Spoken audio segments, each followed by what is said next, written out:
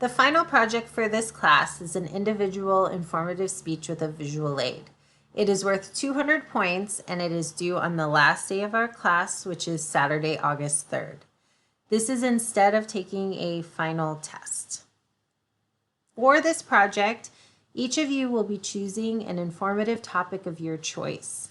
Now, it's really important that you choose something that you are able to inform your audience about.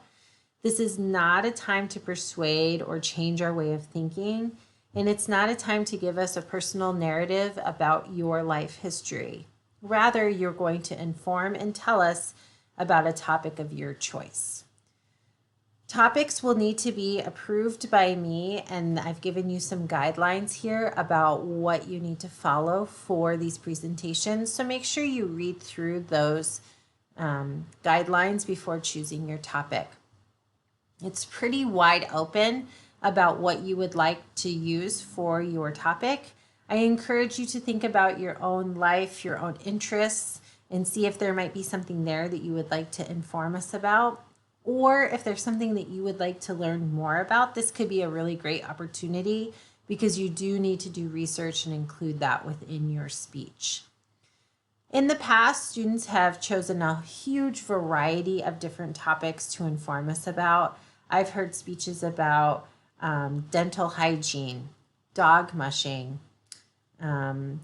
Halloween traditions, Christmas movies.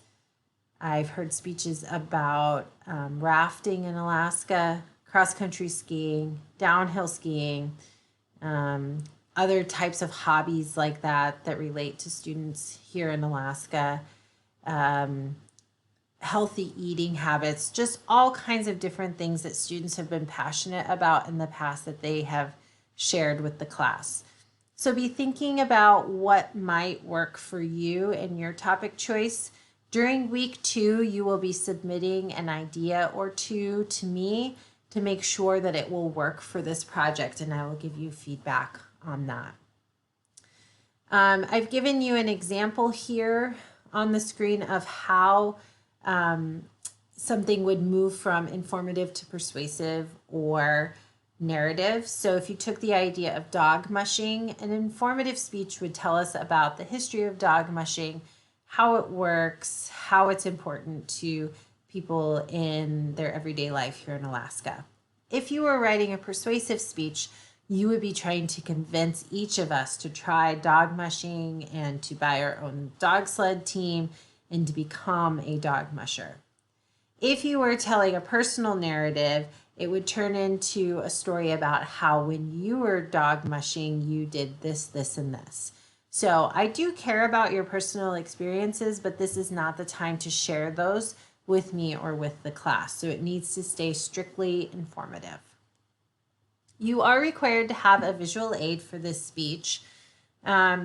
You can use a variety of different methods for your visual aid, including PowerPoint, a poster, props, video, all of those will work. If you choose to use a video, it should be 30 seconds or less, and it does not count for your overall time.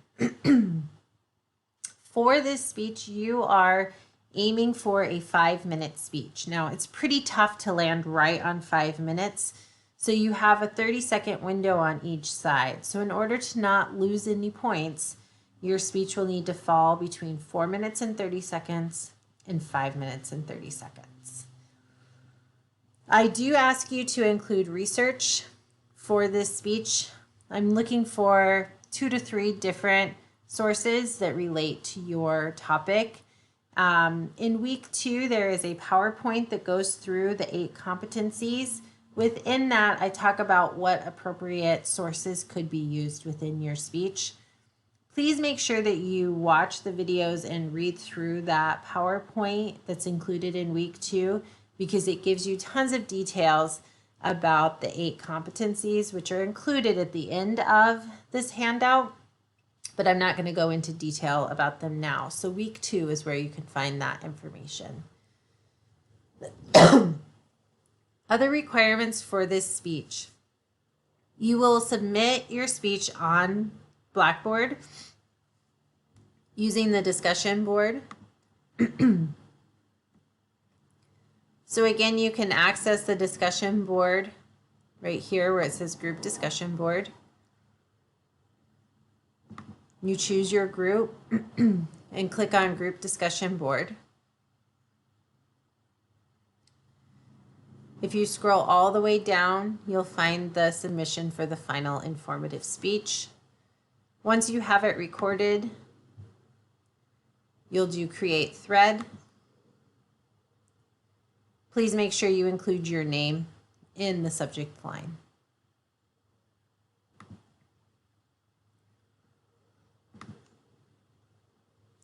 For your final speech, you are required to have an audience.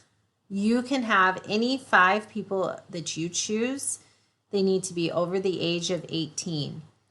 Now, if you are a younger student, sometimes I have students who are still in high school that take this class and your friends are younger than 18, you need to just check in with me. It will probably be fine. What I don't want is young children as part of your audience, because usually that's not representative of who you will be presenting in front of in your normal job function activities, which is what we are trying to prepare you for in this class when it comes to public speaking. You do need to record this so that I can see that you have an audience, but still see your face. So usually students choose to put the camera at the back of the room and point towards the speaker. I will be providing you with speeches that are located in the week 4 folder, so look forward to those and you can watch through and see what other students did for their speeches. Keep in mind that some of the examples included are from COVID years, and so the audience requirement was not included there, but it is back for you all. So please make sure that you have 5 adults to watch you present your speech. If you have any questions or concerns about the requirements for this final speech, please make sure that you email me and I will get back to you as soon as possible. Thank you.